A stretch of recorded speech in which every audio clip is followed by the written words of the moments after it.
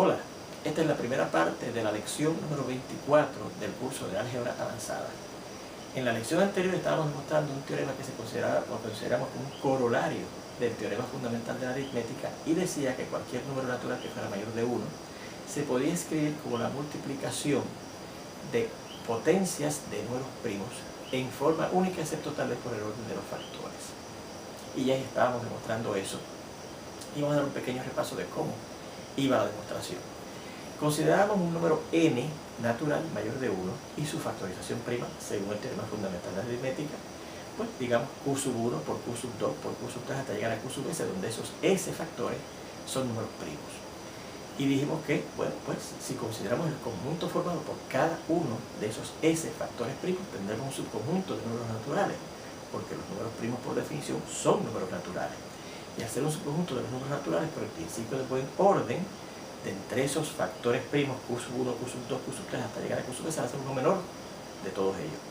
Lo identificamos como el q sub k, ¿okay? Y lo llamamos entonces como p sub 1. Y entonces por las leyes conmutativas y asociativas generales de la multiplicación de los números reales, ese p sub 1 yo podía al frente y asociaba el resto de los factores q del número original n en un paréntesis, y nos quedaba p sub 1, paréntesis, q sub 1, q sub 2, q sub 3, hasta llegar a q sub s. Pero advertíamos que en ese paréntesis, donde aparece otra vez q sub 1, q sub 2, por q sub 3, hasta llegar a multiplicar por q sub s, había en vez de s factores, como estaban originalmente, s menos 1, porque recuerden que de entre ellos sacamos el más pequeño, que lo identificamos como q sub k, y lo llamamos p sub 1. Bien. Pues entonces ahora, entre esos s menos 1 factores que quedan dentro del paréntesis, ¿verdad?, al sacar el p sub 1 al frente, nuevamente yo puedo formar un conjunto de esos factores primos, y nuevamente será entonces un subconjunto de los números naturales. Por lo tanto, por el principio del buen orden, nuevamente tendrá un elemento más pequeño entre ellos, que lo llamamos q sub l. Y dijimos, bueno, puede ocurrir que q sub l sea igual a q sub k, el elemento más pequeño que había entre los originales factores q, s factores q del número n, ¿verdad? Y entonces, si es así, si es igual a q sub, es decir, q sub, ahora q sub l es igual a q sub k, lo llamamos igual que el q sub k, p sub 1. Y nuevamente por las leyes conmutativas y asociativas generales de la multiplicación de los números reales, traemos ese p sub 1 al frente, nos queda una cosa así. El número n original va a ser p sub 1, que ya lo hemos sacado como el elemento más pequeño, el factor más pequeño, el número primo más pequeño entre los factores q sub 1, q sub 2, q sub 3 hasta q sub s original, y ese nuevo p sub 1 lo sacamos aquí al frente, ¿verdad? Que dicho sea de paso, p sub 1 por p sub 1, no p sub 1 al cuadrado, y nos queda por el resto de los factores q, que fíjense que serán s menos 2 factores, porque hemos sacado de entre esos s originales, dos de ellos, que da la casualidad que son iguales y que son los más pequeños, ¿verdad?, de entre ellos. Bueno, pues ahora, si ocurriera, en vez de que el q sub l, en vez de ser igual, fuera diferente del q sub k, pues entonces este nuevo q sub l yo voy a llamar p sub 2.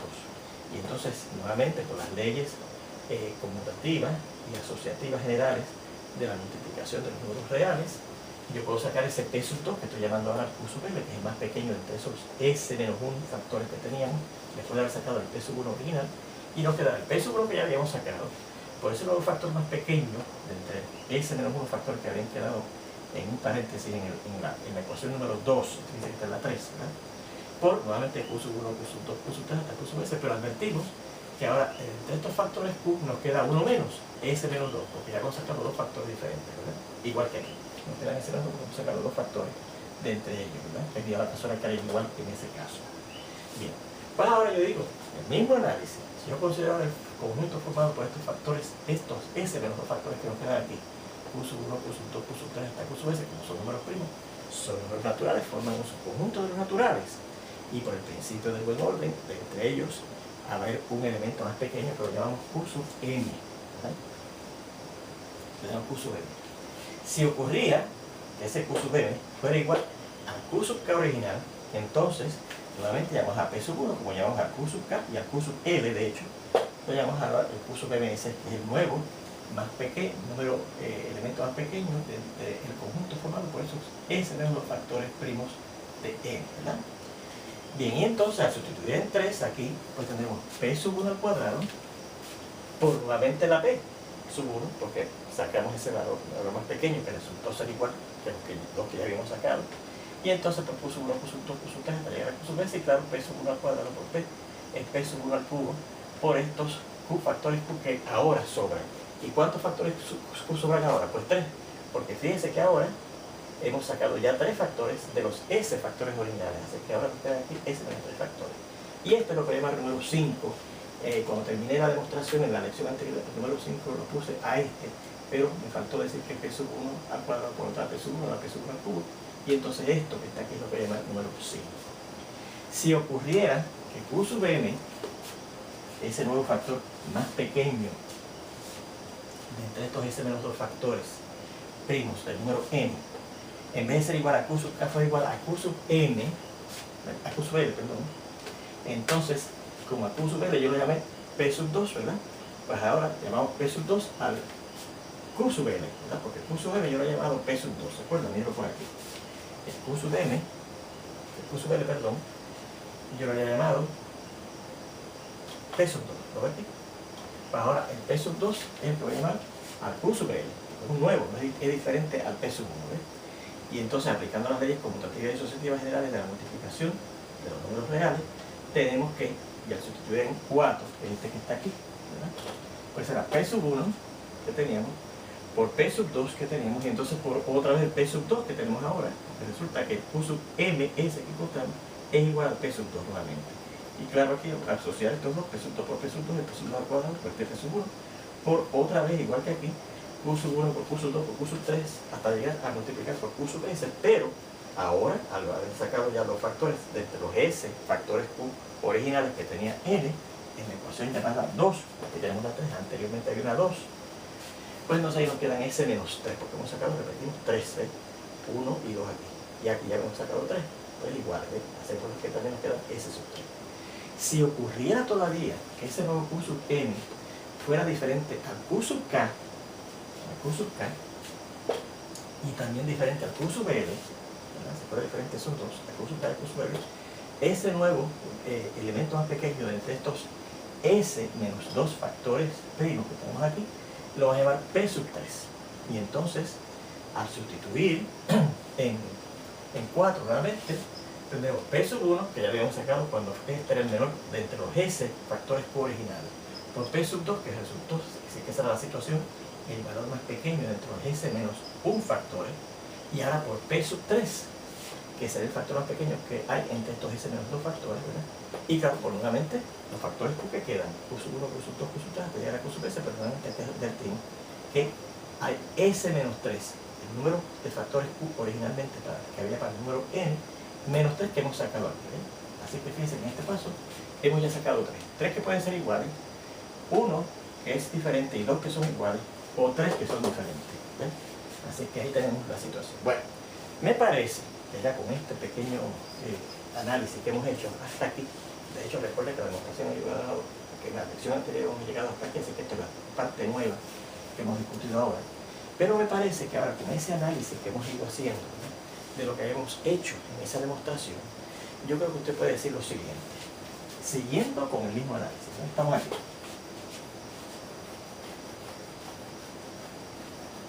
Siguiendo con el mismo análisis,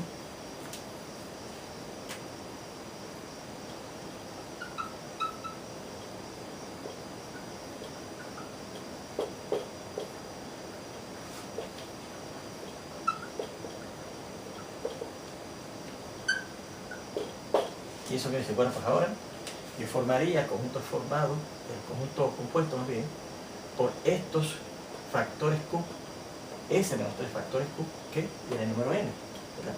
Y al ser un subconjunto de números naturales, porque son números primos, y los números primos son naturales, de entre ellos alguno menor, que vamos a llamar en vez de Q sub m, ¿verdad? Pues Q sub n, ahora, n de niño, ¿verdad? Que puede ser que sea igual a P sub 1, puede ser que sea igual a P sub 2, puede ser que sea igual a P sub 3, puede ser que sea diferente a ellos, ¿verdad? Y entonces puede que nos quedaría P sub 1 a la 4, si es que es igual a P sub 1, o P sub 1 al cuadrado por P sub 2 al cuadrado, ¿verdad? O P sub 1 a la 1 por P sub 2 a la 3, o P sub 1 por P sub 2 por P sub 3 a la 2, etc. Diferentes formas, ¿verdad? Hasta llegar a que es diferente a todos los anteriores que hemos sacado, hasta llegar P sub 1 por P sub 2 por P sub 3 por P sub 4, Y entonces aquí tendríamos S menos 4 factores, ¿verdad? Veremos que los factores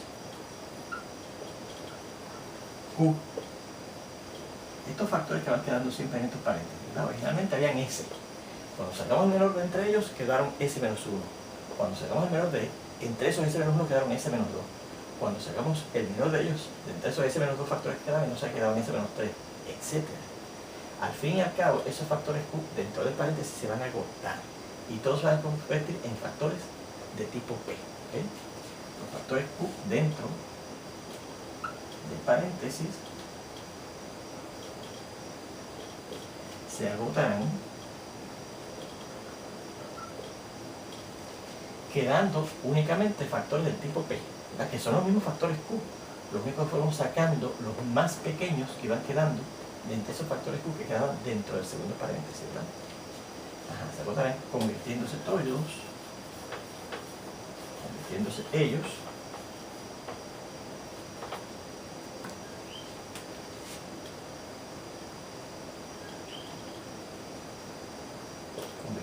todos ellos en los factores primos llamados P, que recuerde que son los mismos, son estos mismos factores Q, los mismos que vamos sacando, los más pequeños que habían de entre estos que estaban acá, ¿verdad? Que son los mismos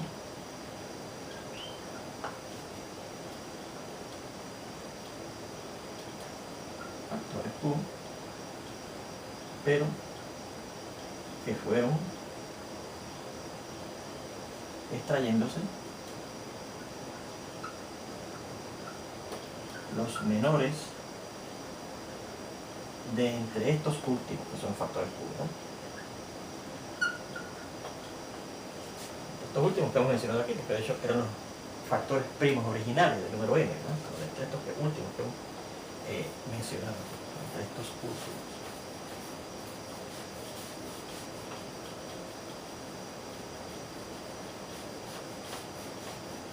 Y entonces, antes de borrar lo que queda, fíjense que lo que va quedando aquí afuera puede ser P sub 1 por P sub 2, P sub 1 por P sub 2 por P sub 3, P sub 1 por P sub 2 al cuadrado, o P sub 1 al cubo, ¿verdad? O P sub 1 por P sub 2 al cuadrado por P sub 3 y por P sub 4, o P sub 1 al 4, o P sub 1 por P sub 2 por P sub 3 al cuadrado, etc. ¿Verdad que sí? La cuestión es que fíjense que esos factores P en que se van convirtiendo estos factores Q, al ir sacando de entre ellos los más pequeños, se van a irse asociando unos con otros. Si es que resulta que el siguiente más pequeño de lo que queda aquí es igual a uno de estos, se van asociándose y formando unos exponentes. Puede ser al cuadrado, puede ser al cubo, como vimos en cierto momento, ¿verdad? O mencionamos que podría ser igual, ¿verdad? El P sub 4 ser igual a este, quedaría entonces P sub, bueno, tenemos aquí P sub 1 al cubo, P sub 3. Y si el cuarto más pequeño de entre los S menos 3 factores aquellos vuelve a ser igual al P sub 1, pues daría P sub 1 al 4, etc. La cuestión de esos factores P en que se van convirtiendo estos factores Q, fíjense que van adquiriendo unos exponentes, ¿verdad que sí? Ajá. Entonces casi podemos decir, según lo que les estamos diciendo, ¿verdad? Que son los factores Q, pero que fueron extrayéndose los menores de entre estos últimos,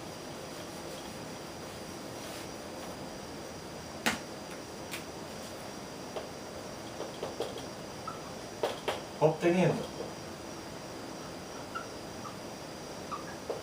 finalmente una igualdad en la forma. El número n original, que fue el que yo empecé diciendo, bueno, pues se puede expresar como un producto de factores primos en forma única, excepto tal vez por el orden de sus factores, ¿verdad? Pues, y empezamos con Q sub 1 por Q sub 2 por Q sub 3 hasta llegar a Q sub S, habiendo S factores primos Q originalmente. Al irlos transformando, irlos seleccionando, ir seleccionando entre ellos los más pequeños, nos va a quedar una expresión, una igualdad en esta forma.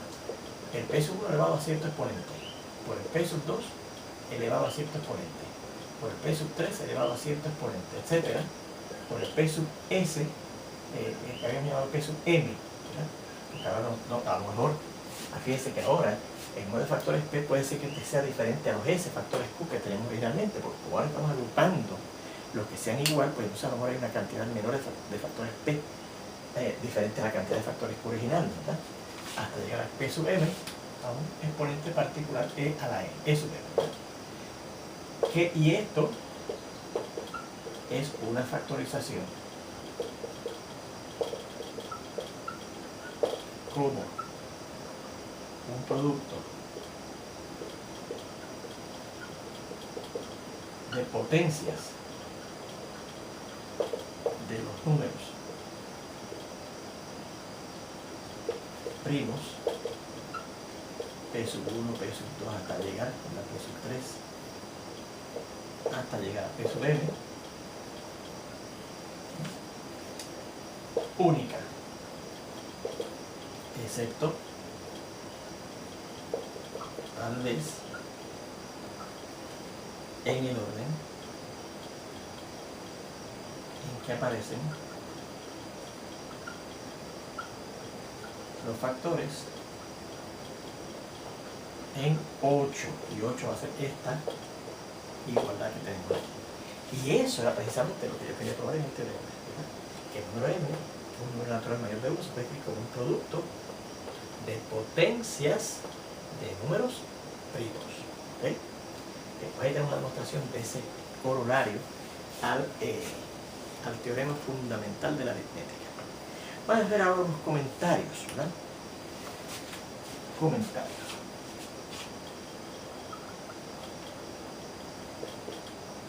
El primer comentario es, vamos a ver si recordamos el algoritmo que conocíamos desde el álgebra elemental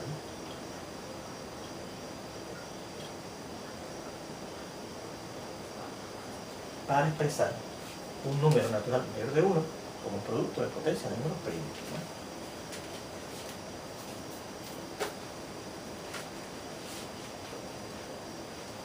Para expresar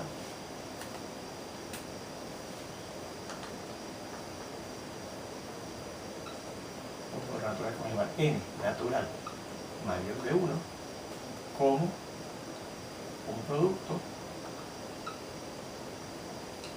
de potencias de números primos. Por ejemplo, si yo hubiese dado el número 360 en el álgebra elemental y ahora mismo en el álgebra avanzada, ¿cómo usted lo escribe? Como un producto de potencia de primos. Pues recuerde que usted lo que iba haciendo era que iba siguiendo las reglas de divisibilidad entre los números primos 2, 3, 5, etcétera, ¿verdad? Y claro, habíamos visto la del 7, que dijimos que era muy complicada, y la del 9, la del siguiente primo que es el 11, y la del 13, etcétera, son muy complicadas. Pues íbamos dividiendo entre los primos, entre los cuales podíamos ir dividiendo, ¿verdad? Y fíjense que el primer primo entre el cual se puede dividir 360 es entre 2, ¿verdad? Porque termina en 0. Y si termina en 0, 2, 4, 6, 8, es divisible entre 2. Y eso nos va a dar 180. Al volver a terminar en 0, vuelve a ser divisible entre 2. Y nos da 90. Al volver a terminar en 0, vuelve a ser divisible entre 2. Y nos da 45. Ya ahora no es divisible entre 2. Ese 45, porque ese que no termina ni en 0, ni en 2, ni en 4, ni en 6, ni en 8. Pero es divisible entre 3, que es el siguiente primo, porque dice que la suma de 4 y 5 es 9, y 9 es divisible entre 3. Y esa es la regla de divisibilidad para el 3, que la suma de los dígitos del numeral que forman el número sea divisible entre 3. Así que eso al dividirlo entre 3 da 15. 15 vuelve a ser divisible entre 3 y al dividirlo da 5. Ya el 5 no es divisible entre 3, pero es divisible entre el siguiente primo, que es precisamente 5. Y al llegar a dividir a 5 y hacer esa división que abajo, ahí terminamos. Y entonces decimos que por lo tanto, el número natural mayor de 1, 360, puede escribirse como 2 por 2 por 2, que quiere decir 2 a la 3, por 3 por 3, que quiere decir por 3 al cuadrado, y por un 5 más. Y ahí tenemos la factorización del 360 como un producto de potencias de números primos, el 2, 3 y el 5, ¿se fijan? Y eso es lo que habíamos hecho en el álgebra elemental, en el álgebra intermedia, y ahora lo hemos repasado y demostrado en el álgebra avanzada, que se puede escribir de esa manera. Bien, segundo comentario. en la definición del MCM, que recuerden que esa es la abreviatura para decir el mínimo común múltiplo, indicamos que el mínimo común múltiplo, era factor de cualquier factor común que haya entre los números cuales hemos computado el mínimo común múltiplo. De cualquier factor común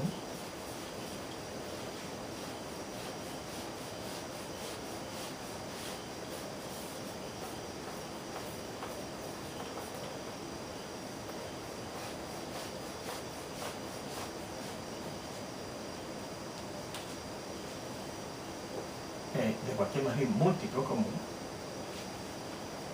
de cualquier múltiplo, era factor de cualquier múltiplo común que consideramos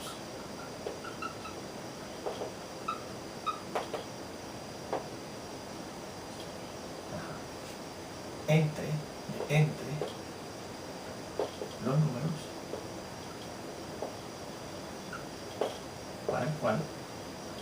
para los cuales consideramos el mínimo como un múltiplo en cuestión. Así es que si el mínimo como múltiplo es factor de cualquier otro factor, fíjense que entonces el mínimo como múltiplo va a ser el más pequeño de los múltiplos de los números, ¿verdad? Luego el MCM es el menor de los múltiplos comunes a esos números, ¿verdad? A esos números.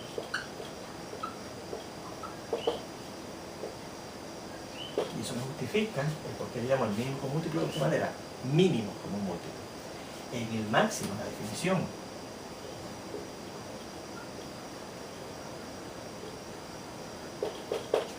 del máximo común divisor, indicamos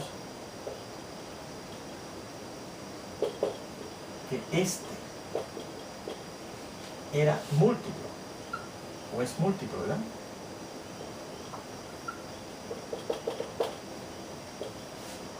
De cualquier divisor común que consideremos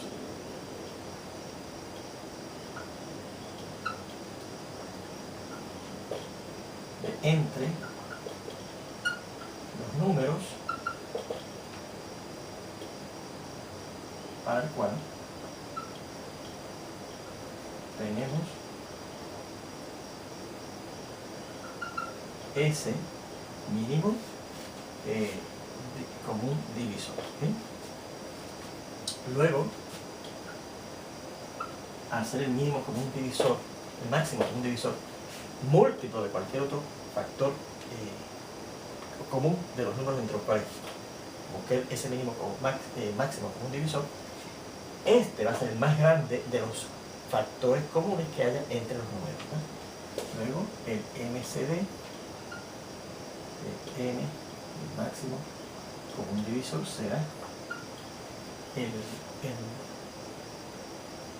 aquí era el menor, es el mayor de los, en vez de múltiples factores comunes a esos números.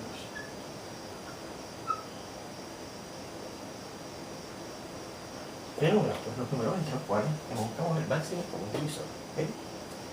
Y la cuarta y última observación que vamos a decir es la siguiente. Fíjense que yo demostré aquí la existencia del máximo común divisor y añadimos que se puede escribir con una combinación lineal de entre los números de entre los cuales se busque ese máximo común divisor entre dos números. ¿Es que sí?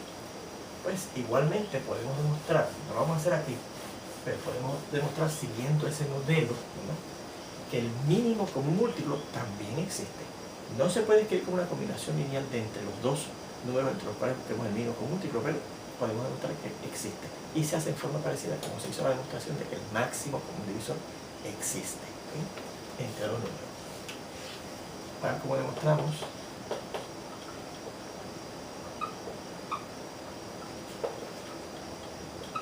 que el máximo común divisor existe, eso hicimos, ¿verdad? Vimos que tal como demostramos, y más que eso vimos que se puede escribir como una combinación lineal de los dos números entre los cuales busquemos ese máximo común divisor. Que existe entre dos números naturales. También podemos demostrar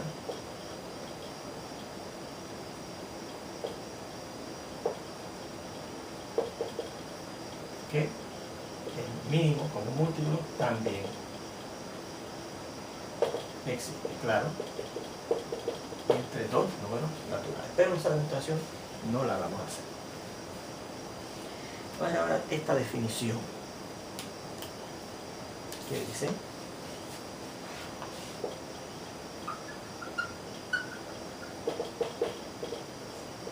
será A un conjunto de números reales. Primero, el mínimo de A representado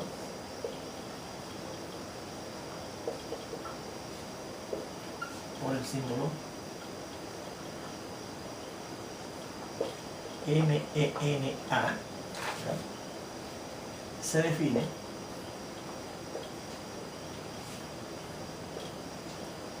como el MEN, el mínimo de A, va a ser un número A chiquito si A chiquito es menor o igual que A para todo A que esté en ese conjunto de números reales A. Y el máximo de A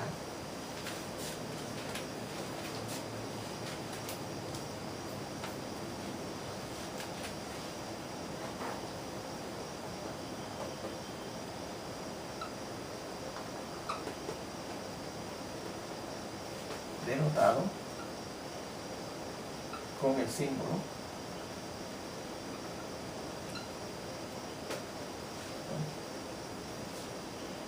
max, o sea, el máximo, ¿verdad? Se define como el máximo de ese conjunto A va a ser el elemento A chiquito. Si A chiquito, en vez de ser menor o igual que todo número A en el conjunto, va a ser mayor o igual que todo número A para todo A en ese conjunto A. Bueno, pues con esto terminamos la primera parte de esta lección. Ya pronto espero verlos en la segunda. Nos vemos entonces.